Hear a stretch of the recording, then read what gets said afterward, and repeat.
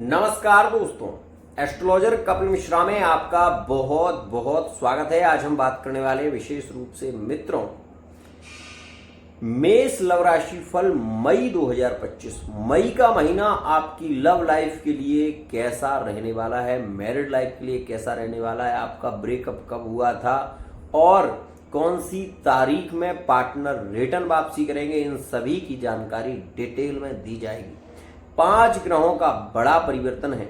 Video पर, channel पर यदि नए हैं तो चैनल को सब्सक्राइब जरूर कर लेना, क्योंकि आपको ऐसे बताने वाले तो बहुत मिलेंगे, लेकिन समझाने वाला केवल एस्ट्रोलॉजर कपिल मिश्रा यहाँ पर जो आपको बारीकी से समझाएंगे। यदि वीडियो पसंद आए तो लाइक करना, और एक बात, यहाँ जो मिलेगा वो कहीं नहीं मिलेगा। चलिए बात करते हैं हम विशेष रूप से मित्रों। सबसे पहले आप ये जानिए कि मेष राशि में जब से राहु आया है तब से मेष राशि वाले जातक अपने रिलेशन को लेकर रो रहे हैं। ये बात हकीकत है। 2022 में जिनके रिश्ते पुराने थे वो टूट गए थे। 2022 का समय वो था जिसमें तलाक के योग भी बने थे। और उसके बाद मेरी बात बहुत ध्यान से समझना, राहु जब 12वें भाव में गया, मतलब 18 महीने राहु एक राशि पर चलता है, राहु जब 12वें भाव में गया वो समय था 2023 का। जिनके रिलेशन 2022 के विशेष रूप से अप्रैल के बाद जुड़े थे, उन रिलेशनों में बहुत हद तक प्रेम भी देखा गया। लेकिन 2023 में 17 अक्टूबर के बाद मेष राशि में फिर एक भूचाल आया और उसमें फिर ब्रेकअप के योग केंद्रित हुए, रिलेशन खत्म हो गए।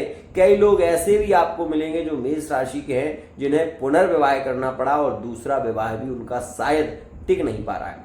तो यदि आप मेरे चैनल पर नए हैं, चैनल को बहुत ध्यान से समझिएगा। मित्रों, ये राहु पहले यहां थे, फिर ये यहां आए, अभी ये 18 मई 2025 में परिवर्तन कर रहे हैं। एक और खास बात, जून जुलाई के महीने में मेष राशि वाले जातक खून के आंसू रोए हैं, ये भी मैं आपको बता दूं। और जिनके तलाक के केस चल रहे हैं वो आज तक फाइनल नहीं हो पाए, जिनके फाइनल हुए हैं वो दूसरे रिश्ते की ओर भाग रहे हैं, दूसरा रिश्ता नहीं हो पा रहा है। ध्यान से समझना, यहां पर अगर आप मेष राशि के हो तो मैं जो कह रहा हूं वो आपके साथ में घटित जरूर हुआ होगा। 2023 का ये जो समय 2023-2024 चल रहा है, मेष राशि वाले जातकों के रिलेशन जो मैरिड लाइफ में है वो बहुत टूट कर चल रहे हैं, बार बार स्थितियां बिगड़ रही हैं। लिविंग रिलेशनशिप में ब्रेकअप जैसी स्थितियों का सामना ज्यादा करना पड़ रहा है। एक और खास बात, आखिर ये कड़वा सच कब तक चलेगा, कब तक ऐसे ही विवाद होंगे? तो ये बात मान लीजिए कि 18 मई 2025 तक का जो समय है वो मेष राशि के लिए 100% आप ये जान लें कि रिश्तों के लिए कुछ ऐसे भी लोग आपको मिलेंगे मेष राशि के जो लिविंग रिलेशनशिप में थे, रास्ता बहुत अच्छा चल रहा था, रिश्ते में काफी प्रेम देखने को मिल रहा था, लेकिन जब से लव मैरिज की ओर बढ़े रिश्ते खत्म हो गए। परिवार के लोग एक्सेप्ट नहीं कर रहे हैं, उधर पार्टनर का परिवार नहीं मान रहा है, इधर इनका परिवार नहीं मान रहा है। दोनों के बीच में रिलेशन बहुत है, प्रेम बहुत है, लेकिन प्रेम का विवाह नहीं हो पा रहा। ध्यान से समझिएगा, आगे आने वाले योग में पुनर्विवाह के योग भी बन रहे हैं, वो योग आपके लिए लकी है। तो सुनिएगा, मेष राशि वाले जातकों के लिए यह वीडियो बहुत ही ज्यादा स्पेशल होने वाला है। अगर आप वीडियो को समझेंगे तो वाकई आपको वो मिलेगा जो आज तक किसी के पास आपने देखा होगा। बहुत सारे वीडियो देखे होंगे, लेकिन यहां पर जो मैं बता रहा हूं वो एक एक कड़ी सत्य है। ये आप जानिएगा कि शनि का यहां पर परिवर्तन हुआ था, ठीक है ना, और शनि यहां आए थे 2023 में जनवरी के महीने, ठीक है। 2023 से 2024 तक का जो सफर रहा है वो पैसा, बिजनेस, व्यापार के लिए ये समय शनि के द्वारा बहुत अच्छा है, शासनकृत है, और शनि आईएएस के मालिक है, इस वजह से आय की भी वृद्धि शनि करते हैं। लेकिन जो लुटे हैं मेष राशि वाले जातक वो प्यार में लुटे हैं, जो पीड़ित हुए हैं वो प्यार में हुए हैं, जो रोए हैं वो प्यार में रोए हैं। अब ये समय खत्म होने वाला है, मतलब पीड़ा जो भी थी वो अब खत्म होने वाली है। ये बात आप 100% मान लेना। यदि मेरे चैनल पर हैं तो बहुत ही ध्यान से डिटेल में समझा रहा हूं, बहुत ध्यान से समझना। मित्रों, यहां पर ये सूर्य चल रहे हैं अभी, ठीक है ना। ये यहां पर अप्रैल के महीने में 14 अप्रैल में आए हैं, उसके विषय में मैंने एक वीडियो डाला भी है। ये समय लिविंग रिलेशनशिप के लिए बहुत अच्छा है।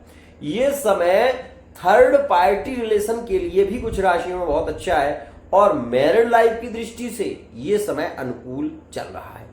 अब यहां पर यदि हम बात करें कि ये घटनाएं किनके साथ में हुई हैं, जिनके बारे में मैंने बताया है, वो उनके साथ में हुई है जिनकी कुंडली में चंद्रमा में राहु चल रहा है या सूर्य में राहु चल रहा है। वो उनकी कुंडली में ऐसा भी नहीं है, लोगों की थिंकिंग गलत हो जाएगी, ध्यान रखना। राहु की महादशा हो लेकिन राहु उच्च का हो तो आपको रोडपति से करोड़पति बना देता है। लेकिन अगर आप मेष राशि के हैं, आपकी कुंडली में राहु नीच का है, तो ये बात मान लीजिए आप रोएंगे, पीड़ित होंगे, तलाक जैसी स्थितियां निर्मित होंगी और आप अपने रिश्ते को लेकर वर्तमान में बहुत ज्यादा पीड़ित हैं। तो ये वीडियो आपके लिए एक वरदान है, समझिएगा। 5 बड़े परिवर्तन होने वाले हैं। सबसे पहला, मई के महीने में सबसे पहला परिवर्तन होगा बुध का, जो कि 7 मई में होगा और बुध आएंगे मेष राशि में, ठीक है ना। यहां पर मित्रों बुध का प्रवेश हो जाएगा। जब ये बुध यहां पर आएंगे तो बुधादित्य योग का निर्माण होगा। जैसे ही बुध यहां पर आएंगे तो जिन मेष राशि वाले जातकों के रिश्ते बिगड़ रहे थे, जिनके रिश्ते में बात नहीं हो रही थी, नो कांटेक्ट काफी समय से चल रहा था, जो करंट में 2025 में जनवरी के महीने में विशेष रूप से रिश्ते बिगड़े हैं, वो यहां पर रिटर्न वापसी के योग यहां पर केंद्रित होंगे और रिश्तों में प्रेम देखने को मिलेगा। बुध और सूर्य की युति, यहां पर बुधादित्य योग का निर्माण, इसके चलते जॉब के योग केंद्रित होंगे और मेष राशि वाले जातकों के 14 अप्रैल से जॉब के योग केंद्रित हो गए हैं। आर्मी फोर्स इत्यादि में अगर कोई फॉर्म डाला है, रेलवे में फॉर्म डाला है, तो संभावना है कि आप उसमें लग सकते हैं, आप उसमें सफल हो सकते हैं, क्योंकि यह योग आपके लिए काफी लाभकारी होगा। ध्यान से समझना। अब ये जो सूर्य यहां पर रहेंगे, इनका परिवर्तन होगा 15 मई में और 15 मई में ये चले जाएंगे यहां पर वृषभ राशि में। और मित्रों जैसे ही ये सूर्य यहां पर आ जाएंगे और ये मान लीजिए आपकी यहां से गुरु का परिवर्तन होगा 14 मई में और गुरु आ जाएंगे यहां पर। अब ये गुरु कहां पर आए हैं समझना और सोचना, उसके बाद उत्तर देना। ये गुरु आए हैं आपके तीसरे भाव में और तीसरे भाव से सीधा नवम भाव को देखेंगे। सबसे ज्यादा लाभकारी समय ये उनके लिए है जो विवाह की ओर बढ़ना चाहते हैं, मेष राशि के हैं, विवाह की ओर बढ़ना चाहते हैं, लव मैरिज की ओर बढ़ना चाहते हैं, तो उनके लिए यह योग बहुत अच्छा है। और अरेंज मैरिज के लिए ओर भी बढ़ना चाहते हैं तो उनके लिए बहुत अच्छा है। क्यों? समझना, गुरु यहां पर तीसरे भाव में कारक नहीं होते, अकारक होते हैं, लेकिन फिर भी गुरु की दृष्टि भाग्य भाव पर अपनी ही राशि पर दृष्टि दे रहे हैं। इस वजह से गुरु ज्यादा बलवान होंगे। दूसरी स्थिति, इसे बहुत ध्यान से समझना कि यहां से ये जब गुरु नवम को देखेंगे तो नवम भाव होता है धर्म का, नवम भाव होता है पिता का, नवम भाव होता है विशेष रूप से परिवार का। तो यहां पर यदि परिवार एक्सेप्ट नहीं कर रहा था या पिताजी नहीं मान रहे थे या गुरुजन नहीं मान रहे थे, तो विवाह के लिए परिवार आपका सपोर्ट करेगा और लव मैरिज भी संभव इस समय में हो जाएगी और अरेंज मैरिज के भी 100% योग केंद्रित रहेंगे। तो यह समय आपके लिए ज्यादा लकी, ज्यादा श्रेष्ठ और ज्यादा प्रेममय होगा। इसके बाद सबसे बड़ा जो परिवर्तन होने वाला है, जिस परिवर्तन के बाद आपकी जिंदगी के कांटे निकल जाएंगे, तो वो विशेष रूप से परिवर्तन होगा यहां पर मित्रों मई के महीने में। और 18 मई में ये जो राहु आपको दिखा रहा है ये आय भाव में आ जाएंगे और यहां पर पिशाच योग समाप्त हो जाएगा। पिशाच योग का मतलब शनि और राहु का जो योग बना हुआ है यह समाप्त हो जाएगा। तो शनि स्पष्ट निर्णय दे सकेंगे। मतलब जो मेष राशि वाले जातक विदेश जाना चाहते हैं, जो मेष राशि वाले जातक बाहर नौकरी के लिए जाना चाहते हैं या बाहर कोई नया बिजनेस खोलना चाहते हैं, तो उनके लिए ये समय 100% लकी होगा। कोई समस्या का सामना नहीं करना पड़ेगा। प्रेममय ज्यादा श्रेष्ठ स्थितियां देखने को मिलेंगी। एक और खास बात, यहां पर आप इस बात को भी समझिएगा कि यहां पर ये जो शुक्र चल रहे हैं इनका परिवर्तन होगा 31 मई में, और शुक्र यहां से मेष राशि में प्रवेश कर जाएंगे। तो आप ये जानिएगा कि यह पूरे महीने में 5 बड़े परिवर्तन हैं। जो 5 परिवर्तन हैं वो 100% लाभकारी हैं, और इसके बाद मेष राशि वाले जातकों के दुख का समय निकल जाएगा। लेकिन ये बात भी समझिए कि ये जो मंगल है ये पार्टनर से मिलने की तड़प ज्यादा बढ़ाएंगे, क्योंकि इनकी सीधी दृष्टि कर्म और आय पर है। ऐसे में मेष राशि वाले जातक शॉर्ट सर्किल अपनाएंगे। समझा देता हूं कैसे अपनाएंगे। सपोज आपका पार्टनर आपके सामने, आपके बगल में या थोड़ी दूरी पर रहता है, तो ऐसे में मेष राशि वाले जातक बाउंड्री नाप कर पार्टनर से मिलने की कोशिश करेंगे। पार्टनर से मिलने के लिए यह अपनी सीमा को लांघ जाएंगे। मतलब इन्हें यह नहीं लगेगा कि मतलब ये क्या कर रहे हैं, ऐसा इन्हें करना चाहिए या नहीं करना चाहिए। लेकिन मेष राशि वाले जातक इन सारी बातों को नहीं सोचेंगे और वो सीधा पार्टनर से मिलने के लिए किसी भी स्थिति तक जा सकते हैं। यह एक बहुत अच्छी स्थिति नहीं है, क्योंकि यहां पर ये मंगल उत्सुकता को ज्यादा बढ़ाएगा। जल्दबाजी में काम ज्यादा करेंगे और जल्दबाजी में धोखा खाएंगे। ये बात मैं 100% कह रहा हूं। मेष राशि के जितने भी जातक हैं, यदि जल्दबाजी करेंगे तो रिश्ते बिगाड़ लेंगे, ब्रेकअप होंगे। जल्दबाजी में कोई निर्णय नहीं लेना, बहुत धैर्य और प्रेम के साथ में आगे बढ़ना। सबसे अच्छा योग मेष राशि वाले जातकों के लिए कब होगा? एक विशेष खास बात बता रहा हूं, बहुत ध्यान से समझना।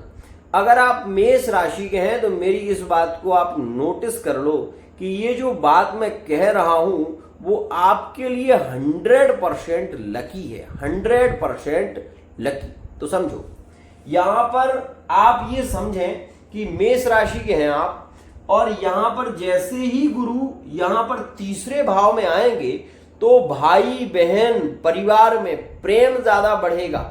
और यहां पर इस वर्ष में ये बात 100% मान लेना कि अगर आपका विवाह हो चुका है तो आपके भाई के विवाह के योग केंद्रित होंगे, बहन के विवाह के योग केंद्रित होंगे, क्योंकि यह योग ज्यादा बली है, यह योग ज्यादा लाभकारी है, यह योग ज्यादा प्रेममय देखने को मिलेगा।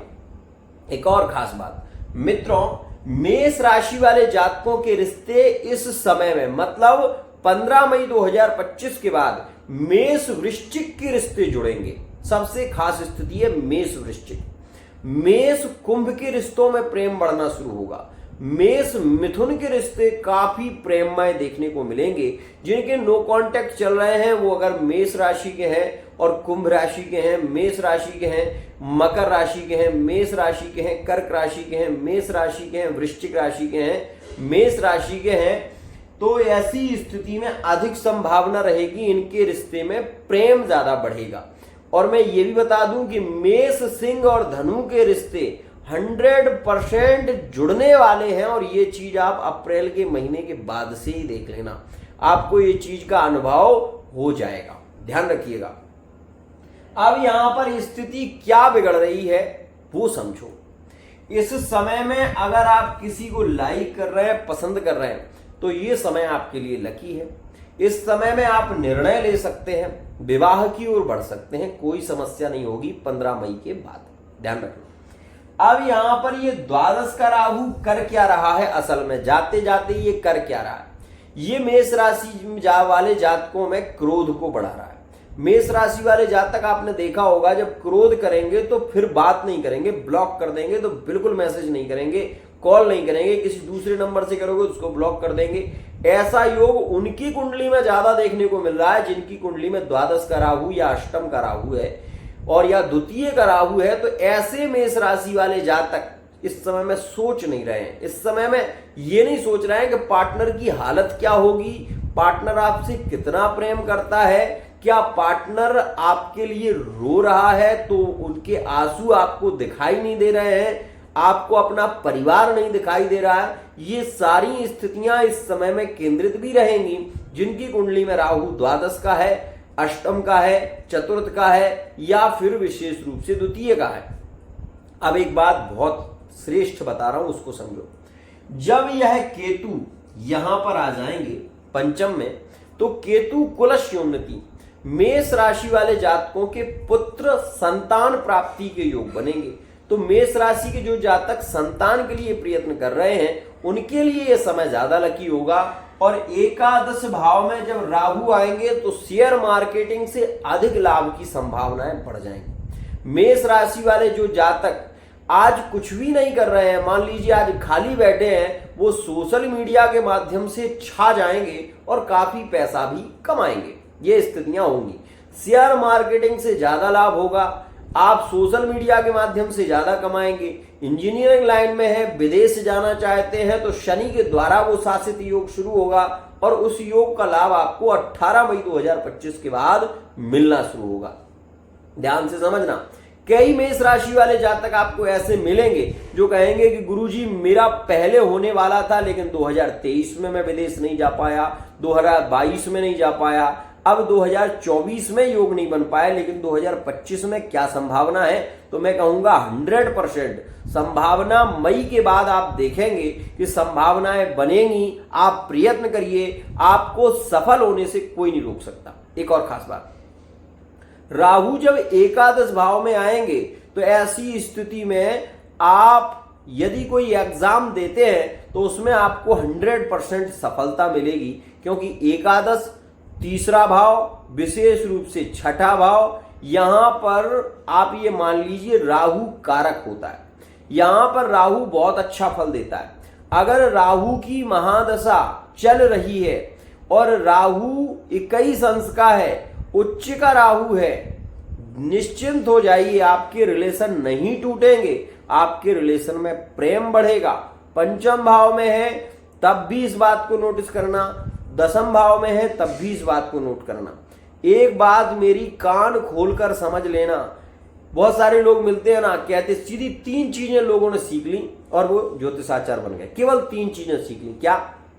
अशुभ ग्रह की महादशा हो तो स्थितियां खराब हो जाती हैं, शुभ ग्रह की महादशा हो तो सब शुभ होता है, और अशुभ ग्रह की महादशा हो तो रोना पड़ता है। अशुभ ग्रह होता क्या है? अशुभ ग्रह में केवल 3 चीजें सीखी हैं। राहु विशेष रूप से शनि और विशेष रूप से केतु को ही दोष देते हैं व्यक्तिगत रूप से। लेकिन आपको मैं ये बता रहा हूं आज, अगर राहु उच्च का है, निश्चिंत हो जाइए, आपके रिलेशन को जोड़ेगा, तोड़ेगा नहीं। समझना इस बात को। अगर राहु के अंतर में गुरु चल रहा है और राहु विशेष रूप से तीसरे भाव का है, गुरु अंतर में है, गुरु बली है, अपनी राशि का है, कोई समस्या नहीं होगी। गुरु चांडाल दोष भी बना है तो भी समस्या नहीं होगी, इस बात का ध्यान रखना। अब इन चीजों को लोग समझते तो है नहीं, केवल उन्होंने कहा कि अशुभ ग्रह की महादशा चल रही। अशुभ ग्रह कौन? अरे अशुभ ग्रह तो शनि होता है। मान लो अगर शनि को आप अशुभ ग्रह मान रहे हैं तो शनि कारक, तुला राशि में तो शनि कारक होता है, वृषभ राशि में तो शनि कारक होता है। कभी वृषभ राशि के जातक, अगर मेरी बात मान लेना, इस बात को मैं लिख कर दे रहा हूं आपको, अगर आप वृषभ राशि के हैं और शनि आपका केंद्र में है, मतलब पंचम भाव में है, चतुर्थ भाव में, नवम भाव में है या लग्न में बैठा हुआ है, शनि से आपको कोई समस्या नहीं होगी। भले ही शनि विशेष रूप से अंशों से बलवान ना हो, तब भी शनि आपको पीड़ित नहीं करेगा, ये बात ध्यान रखना। वृषभ राशि वाले जातकों को शनि पीड़ित नहीं करता, ये बात मेरी 100% मान लेना। क्यों? क्योंकि इसमें शनि कारक होता है। अब कारक और अकारक क्या होता है, इसके विषय में मैं कभी आपको और डिटेल में समझाऊंगा, लेकिन शनि वृषभ में और तुला में हमेशा कारक होता है। और शनि, अब इस बात को समझ लो, कैसे समझोगे बता देता हूं। मान लो यहां पर 2 अंक लिखा, ठीक है, तो यहां पर आएगा 6, यहां पर आएगा 10, तो एक शनि की राशि आ गई ना 10, और 11 यहां आएगी। अब इन भावों में से कहीं भी अगर शनि बैठता है तो शनि अशुभ कारक नहीं होगा, शुभ कारक होगा, और शनि आपको 100% लाभ देगा। एक बात तो ये। अब मान लो यहां पर लग्न आपकी है तुला, ठीक है, तो तुला से पंचम भाव में आएगा मिथुन, ठीक है, और मिथुन से यहां से आप देखेंगे तो आ जाएगा कुंभ। समझ गए ना? अब कुंभ राशि में शनि कारक होते हैं और कुंभ राशि से अगर आप देखें तो यहां पर शनि के द्वारा तो भाई कोई समस्या नहीं होगी, समझना इस बात को, क्योंकि ये दोनों ही स्थितियों में शनि कारक होते हैं। तुला में और वृषभ में शनि कारक होते हैं। दशम होगा तुला से देखोगे तो शनि आएगा, तो इस वजह से शनि जहां पर कारक होते हैं शनि वहां पर हानि नहीं देते। तुला, वृश्चिक, धनु, मकर और कुंभ, यहां पर आएगी कुंभ। जब कुंभ राशि यहां आएगी तो एक राशि केंद्र में, एक राशि त्रिकोण में, और शनि यहां में से कहीं भी बैठ जाए लाभकारी होंगे। तो इस स्थिति को आपको समझना है। ढोंगी और पाखंडियों की कमी नहीं है, लोग निरंतर लूट रहे हैं। मैं ये नहीं कहूंगा कि नहीं लूट रहे हैं, लेकिन जो लोग बहुत ज्यादा ज्ञान दिखाते हैं उन लोगों से केवल इतना कहना है। कुछ लोग, एक दिन मेरे पास में एक रीडिंग आई, उन्होंने कहा गुरुजी आप तंत्र मंत्र के नाम पर ऐसी बात करते हो, तंत्र मंत्र भी कुछ होता है। मैंने कहा प्यारे मेरी दो बातें मान लेना, केवल दो। तंत्र को नहीं मानो, कोई बात नहीं है। मिर्ची तो देखी होगी साकार होती है, जला दो उसको कमरे में, बैठ नहीं पाओगे। वो निराकार जब हो जाती है ना तो आदमी की स्थितियां बिगड़ जाती हैं। तंत्र और मंत्र हर स्थिति में सिद्ध होते हैं, ये बात ध्यान देना। तंत्र शास्त्र का बहुत विस्तृत वर्णन है और मैंने एक नहीं अनेक लोगों की जिंदगी को बदल दिया है। मैं कभी फीडबैक नहीं देता, बंद कर दिया मैंने देना। क्यों? क्योंकि लोगों ने बहुत ज्यादा पीड़ित किया है।